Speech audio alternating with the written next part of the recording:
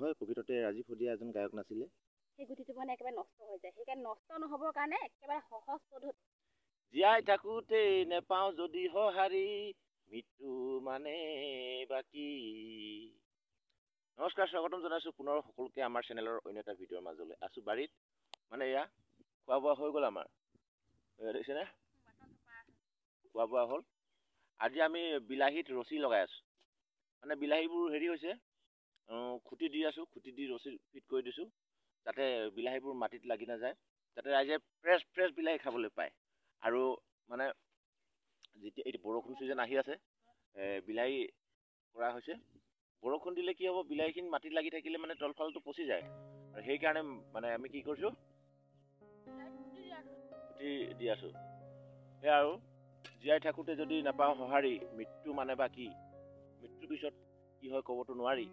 গতিকে জীয়াই থাকোঁতেই যদি ৰাইজৰ সঁহাৰি নাপাওঁ, ৰাইজে মাত এষাৰ ভালকৈ নিদিয়ে, তেতিয়াহ'লে আমাৰ মৃত্যুৰ পিছতনো আমাৰ কি হয় সেইটো কোনো ক'ব নোৱাৰে। ঠিক তেনেদৰে ৰাজীৱ শদিয়াৰ হ'ল। জীয়াই থাকোঁতে ৰাইজে সঁহাৰি দিয়া নাছিল, এতিয়া মৃত্যুৰ পিছত ৰাইজে মৰম চেনেহ আগবঢ়াইছে, বিভিন্ন সংবাদ মাধ্যমত খুলিলে দেখিবলৈ পোৱা যায়। যদি যে ৰাইজৰ হকে মাত মাতি, ৰাইজৰ মানে উন্নতিৰ কথা চিন্তা কৰি থকা এজন গায়ক, মানে বিশিষ্ট ব্যক্তি, গীত গায়, মানে গায়ক, আৰু তেখেতৰ মৃত্যুত সঁচাকৈ মৰ্মাহত হৈছোঁ। সমবেদনা আছে আমাৰো, কিন্তু জীয়াই থাকোঁতে সেইখিনি সঁহাৰি পোৱা নাছিলে, সেইখিনি মৰম আদৰ পোৱা নাছিল, মৃত্যুৰ পিছত পাইছে। সেইকাৰণে কৈছোঁ মই, জীয়াই থাকোঁতে যদি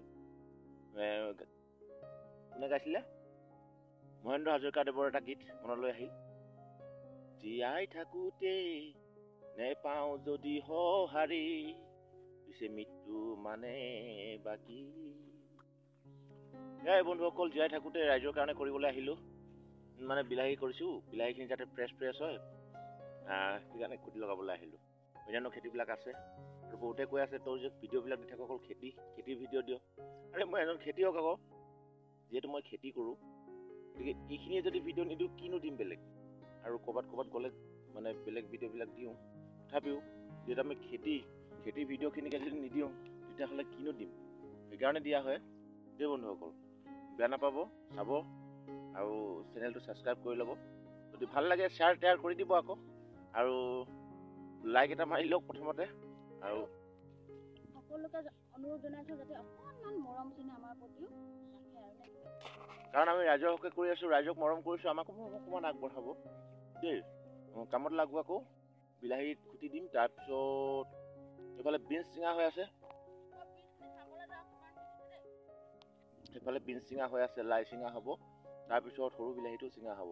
বজাৰ গৈছিলোঁ, বজাৰৰ অৱস্থা ভাল নহয়, তথাপিও যি পাওঁ আৰু, মানে কপালত যি লিখা আছে, মানে ভাগ্যৰ লিখন নাযায় খণ্ডন।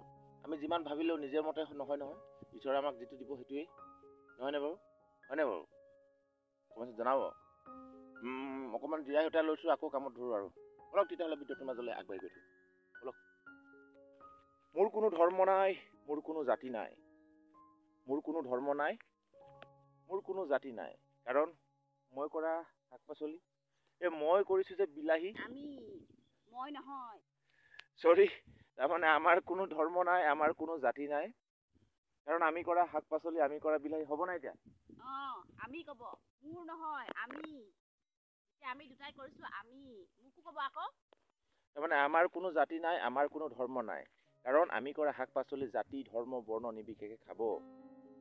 যেতিয়া ভোক লাগে, ভোকে কেৱল মাত্ৰ খাদ্য বিচাৰে, কিন্তু সেই খাদ্য উৎপাদন কোনে কৰিছে সেই কথা কোনো চিন্তা নকৰে। কোন জাতিৰ মানুহে কৰিছে, মানে হিন্দুৱে কৰিছে নে মুছলমানে কৰিছে নে অইন কিবা জাতিয়ে কৰিছে বা অইন কোনোবা ধৰ্মৰ মানুহে কৰিছে, সেই কথা মানে বিচাৰি নুফুৰে। এতিয়া লাগে মাত্ৰ খাদ্য, মানে ভোকৰ তাৰণাত কেৱল মাত্ৰ খাদ্য বিচাৰে। সেইকাৰণে কৈছোঁ, মোৰ কোনো ধৰ্ম নাই, মোৰ কোনো জাতি নাই, মোৰ কোনো ধৰ্ম নাই, মোৰ কোনো জাতি নাই, মই এজন খেতিয়ক, বুজিছেনে? ভাল লাগিছে, একেবাৰে মানে সহজ পদ্ধতিত ৰছী আৰু খুঁটি লগাইছে, গম পায়নে? সহজ পদ্ধতিত, নহ'লে এই গুটিবোৰ যেতিয়া গুটিবোৰ লাগিব, লাগাওঁতে ভালকেই লাগিব, কিন্তু যেতিয়া মাটিত লাগি দিয়ে, মাটিত লগাৰ লগে লগে তলফালটো পচি যায়, আৰু পচি যোৱাৰ লগে লগে মানে সেই গুটিটো মানে একেবাৰে নষ্ট হৈ যায়। সেইকাৰণে নষ্ট নহ'বৰ কাৰণে একেবাৰে সহজ পদ্ধতিত আজি লগাইছো তো সহজ পদ্ধতিৰ ৰছী মানে এয়া এনেকৈ দিয়া হৈ আছে এনেকৈ দিলে মানে গুটিখিনিও ভাল হ'ব আৰু মানে মোৰ কষ্টটো অথলে নাযাব নেকি মোৰ বুলি নহয় আমাৰ কষ্ট অথলে নাযাব নেকি আমাৰ কষ্ট অথলে নাযাব আৰু লগতে কি হ'ব ৰাইজে মানে ফ্ৰেছ খাবলৈ পাব মাটিত লাগি থকা বস্তুটো অকণমান সোৱাদটো অলপ বেলেগ ধৰণৰ হয় আৰু সেইটো কাৰণে অলপ কষ্ট কিন্তু ফলটো অলপ বেছিকৈ পোৱা যাব আৰু এয়া আছিল গৰমটো অলপ বেছি হৈ আছে ন আজি প্ৰকৃতিয়ে আমাক বায়ু পানী আৰু মাটি দিছে মাথো আমি অকণমান কষ্ট কৰিছোঁ আৰু কষ্টৰ ফলবিলাক যাতে আমি খাবলৈ পাওঁ সেইটোৱে আৰু ৰাইজে খাব আমি খাবলৈ পাম ৰাইজে খাব আমি কি খাম মানে ৰাইজে আমাৰ চাওঁতে হৈ যায় দেখোন সদায় দেখি আচল কথা ক'বলৈ গ'লে নিজৰ বাৰীত যদি যিটো পাচলি থাকে সেই পাচলিটো মিছাকৈ সঁচা কথা ক'বলৈ খাবলৈ মন নাযায় চায়ে পেট ভৰে চায়ে মন ভৰে সেইকাৰণে খাবলৈও মন নাযায় মাত্ৰ ৰাইজৰ কাৰণে কৰি আছো আৰু মানে সেয়াই আৰু বন্ধু অকল ৰাইজৰ কাৰণে কৰা হৈ আছে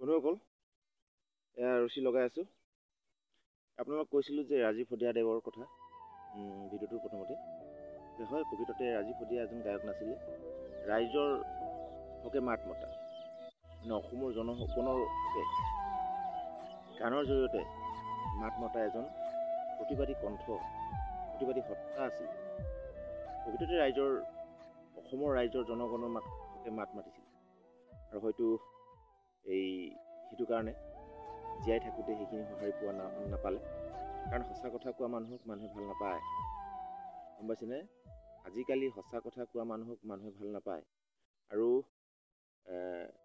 তেওঁতো সঁচা কথাই কৈছিলে সেইটো কাৰণে হয়তো জীয়াই থাকোঁতে সেইখিনি সঁহাৰি পোৱা নাছিলে যিটো আজি সঁহাৰি পাইছে বা ৰাইজে মৰম চেনেহ আদৰ সকলোখিনি আজি তাৰিখত আগবঢ়াইছে মৃত্যুৰ পিছত সেইকাৰণে কৈছোঁ জীয়াই থাকোঁতে যদি সঁহাৰি নাপাওঁ মৃত্যু মানে বা কি এই মহেন্দ্ৰ হাজৰিকাদেৱৰ সেই গীতটো মনলৈ আহিছিলে সেইকাৰণে ক'লোঁ জীয়াই থাকোঁতে নেপাওঁ যদি সঁহাৰি জীয়াই থাকোঁতে নেপাওঁ যদি সঁহাৰি মৃত্যু মানে বাকী বন্ধুসকল কামত ধৰোঁ আৰু দেই পুনৰ কামত ধৰোঁ সেয়াই আৰু তো আজি খুঁটি লগোৱা কাম সামৰণি মাৰিছোঁ এতিয়া বিলাহী চিঙা হ'ব আৰু এইফালে পূৰা ৰেডি আৰু মেৰি কমল কি লাগিবি নি অস্ত্ৰ অৱস্থাই বেয়া হৈছে আৰু এইফালে বিলাহী চিঙা হৈ আছে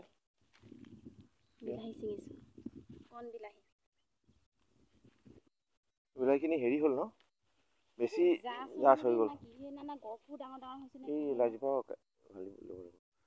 সেই নিগনি গাত লৈছে নেকি বাৰু নহয় তো এয়া বিলাহীখিনি এনেকুৱা হৈ গ'ল আৰু তো সেয়া আছিলে বন্ধুসকল ভিডিঅ'টো ইমানতে সামৰণি মাৰি দিওঁ যদি ভাল লাগিলে দুটা এটাহে পোকে গম পাইনে থোকাটো দুটা তিনিটা এটা